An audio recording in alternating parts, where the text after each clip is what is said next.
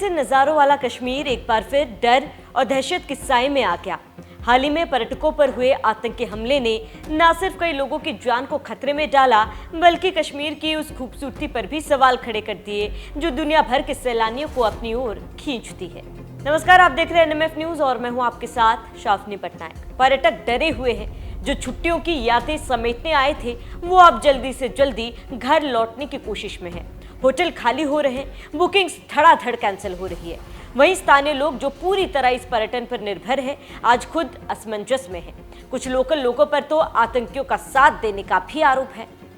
22 अप्रैल को हुए आतंकी हमले ने सबको दहशत में ला दिया। आतंकियों ने करीब 20 से 25 मिनट तक लोगों पर हमला किया और फिर वहां से भाग गए। खबर पड़े जाने तक हमले में 26 लोगों की मौत हुई है। पहलगाम में हुए इस विभत्स नरसंहार के बाद से लोगों में डर का माहौल है। इतना ही नहीं, इस घटना के बाद पहलगाम जाने वाले पर्यटक अपनी प्लान्स रद्द करते हुए वापस दिल्ली लौट रहे हैं। यही नहीं, प्री बुकिंग्स भी लोगों ने कैंसिल कर दी है। झारखंड से हम लोग झारखंड से यहाँ कब से थे और अब वापस क्यों जा रहे हैं आप? यहाँ पर देखें तो हम लोग कल का टिकट था, हम लोग आज निकल रहे हैं। अच्छा, आपका कल का टिकट है तो आज ही निकल रहे हैं आप? हाँ। क्या स्थिति बनी है, क्या आप कैसा महसूस कर रहे हैं? महसूस यही हो रहा है कि हम लोग को डर लग रहा है। डर लग रहा है तो आप डर जा रहे हैं। अब क्या प्रॉब्लम आ रही है? प्रॉब्लम की पूरी फैमिली हम लोग घर निकलने खोज रहे हैं। कश्मीर में जान दूसरे राज्य से आए लोगों की गई, लेकिन इसका खामियाजा यहाँ के लोकल लोगों को उठाना पड़ेगा। कश्मीर को आने वाले समय में आर्थिक संकट से जूझना पड़ सकता है, क्योंकि आतंकी हमले से केवल वही लोग जो कश्मीर में मौजूद थे, बल्कि देश विदेश के लोग अब कश्मीर आने से डरेंगे। लोगों में दहशत इस कदर भर गई है कि अगले 4-5 महीनों की बुकिंग को लोग कैंसिल करना शुरू कर दिए हैं। यही नहीं, श्रीनगर एयरपोर्ट में पर्यटकों की भीड़ दिख रही है। सभी अपने घर वापसी की चाह में हैं। शायद ही अब ये लोग कभी कश्मीर का रुख करेंगे। साल 2019 में अनुच्छेद 370 हटाने के बाद कश्मीर पर्यटकों से गुलजार हो गया। स्थानीय लोगों की आर्थिक स्थिति में सुधार होने लगा था, जिससे कश्मीर की अर्थव्यवस्था में भी सुधार हुआ। अगर पिछले 5 सालों में आंकड़ों की बात करें तो 2024 में 2.35 करोड़, 2023 में 2.11 करोड़, 2022 में 1.89 करोड़, 2021 में 1.13 करोड़ और 2020 में 34 लाख। ये कश्मीर में पर्यटकों की संख्या थी, जो पिछले कई दशकों की तुलना में काफी ज्यादा थी। बता दें कि हर साल कश्मीर को टूरिज्म से करीब 12,000 करोड़ सालाना का मुनाफा होता है।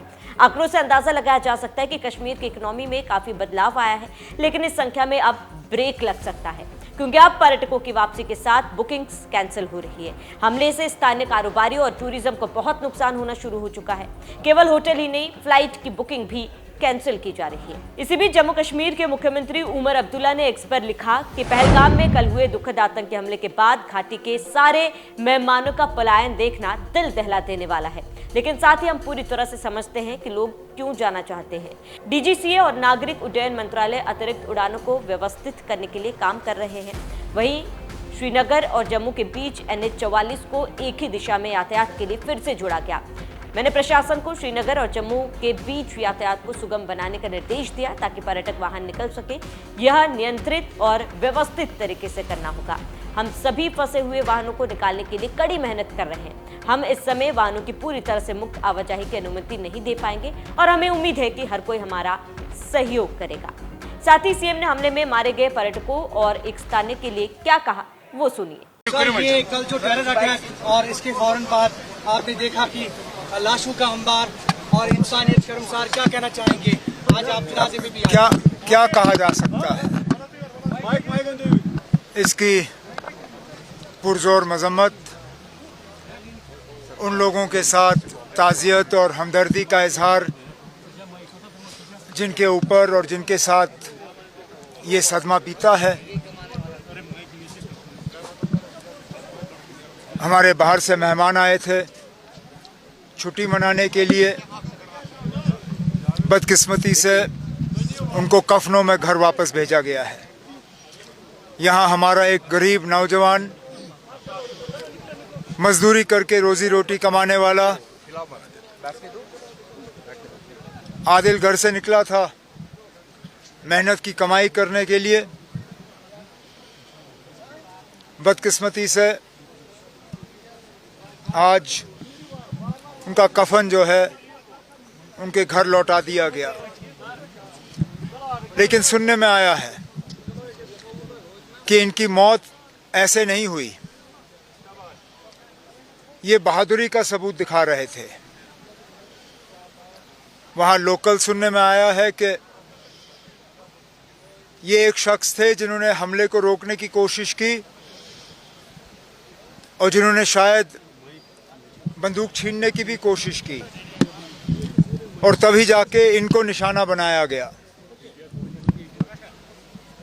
अब जैसे इनके घर वालों ने अभी जनाजे से पहले बात की, इस खानदान का हमें ख्याल रखना होगा, इनकी मदद करनी होगी और मैं यहाँ इन सबको यकीन दिलाने आया हूँ कि इस मौके पे हुकूमत इनके साथ खड़ी है और जितना हम इनके लिए कर सकेंगे हम कर लेंगे। बता दें कि पहलगाम में सुरक्षा बलों का ऑपरेशन खत्म होने के बाद एनआईए की टीम लोकेशन पर पहुंची। वहीं पहलगाम आतंकी हमले में मारे गए लोगों के शव को पहलगाम हॉस्पिटल से श्रीनगर भेजा गया। जम्मू कश्मीर पुलिस और सीआरपीएफ ने आतंकियों की तलाश में अभियान शुरू कर दिया। पहलगाम और आसपास के इलाकों में पूरी तरह नाकेबंदी कर दी गई। कश्मीर सिर्फ एक जमीन का टुकड़ा नहीं, ये उन लाखों लोगों की उम्मीदों का नाम है जो अमन और रोजगार चाहते हैं। फिलहाल सरकार और प्रशासन अलर्ट मोड पर है, सुरक्षा बढ़ा दी गई, लेकिन डर अब भी लोगों के दिलों में है।